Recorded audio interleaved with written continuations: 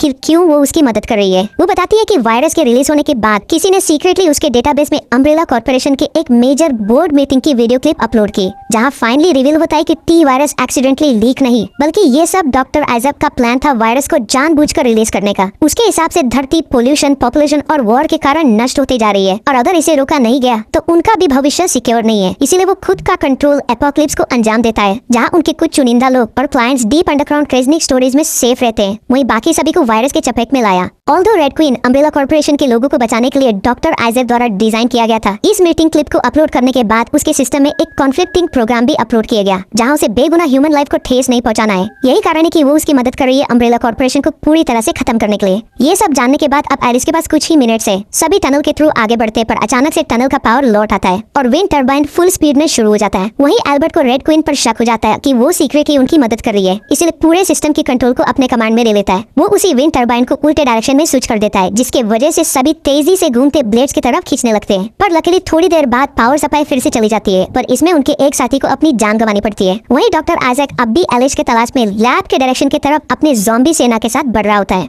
Finally Alice का lab के centre में एंटर करने पर उसे एक और बड़ा सरप्राइज मिलता है। एलिस का सामना फिर से एक न्यू डॉक्टर आइजैक से होता है और वो फाइनली पूरे सीरीज का सबसे बड़ा प्लॉट रिवील करता है। कुछ देर पहले जिससे एलिस का सामना हुआ था वो भी रियल डॉक्टर आइजैक नहीं था, बल्कि रियल डॉक्टर आइजैक अब तक सेफली उसी क्रिजनिक स्टोरेज में एपोक्लिप्स खत्म होने तक का इंतजार कर रहा था। पर आज एल्बर्ट के इमरजेंसी वेकअप कॉल की वजह से उसे रिटर्न उठना पड़ा। एलिस को सबसे बड़ा झटका तब लगता है जब वो उसे बताता है कि वो खुद भी रियल एलिस नहीं है, बल्कि रियल एलिस इस कंपनी की को ओनर और जेम्स मार्कस की बेटी एलिशिया मार्कस है। टी वायरस के साइड इफेक्ट्स के कारण उसकी बीमारी क्योर नहीं हुई और इसीलिए वो आज कम उम्र में भी 90 साल की दिख रही है। जैसे डॉक्टर आइजैक ने रेड क्वीन को एलिशिया की तरह बनाया, वैसे ही उसने रियल एलिशिया के डीएनए को ट्वीक करके उसे बनाया। टी वायरस के इन्फेक्ट को ह्यूमन के डीएनए पर टेस्ट करने के